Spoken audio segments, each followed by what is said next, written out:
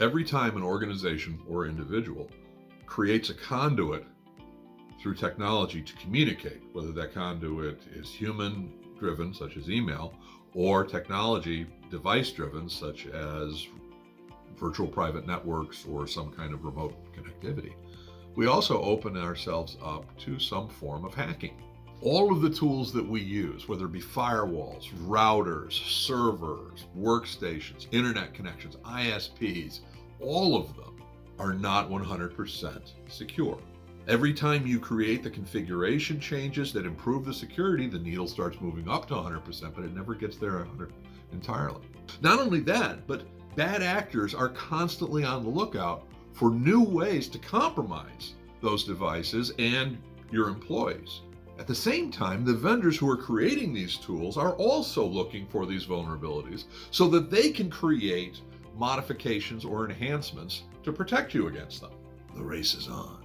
When a vulnerability is found, it's often called a zero-day vulnerability, meaning that the day it is discovered, the clock starts ticking and the race is on between the hackers who are trying to find ways to take advantage of that vulnerability and the protectors who are trying to find ways to close that vulnerability. Sometimes it can be done through a patch. Sometimes you have to modify another product to protect you against the product that created the vulnerability in the first place.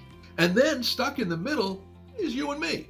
And the problem is that the race is on, not only for the bad guys to find a new attack and for the good guys to find a new defense, but then if we're using that technology, we also have to discover it, to discover the fact that there is a vulnerability and that our good guys, our partners, have a fix and for us to implement that fix when it's appropriate. So part of our goal, being responsible for the IT for an organization, is to keep an eye on those new vulnerabilities and the fixes, and when appropriate to implement those fixes. And sometimes the fix actually may break some other aspect of technology that we're using. If we can't use a lock on a front door anymore, we got to get a new lock, but in the meantime, we've got to bolt it. So it's critical for you to have lines of communication between your organization and the cybersecurity partners that you're working with so that you find out about these zero-day attacks before you find out about the zero-day attacks.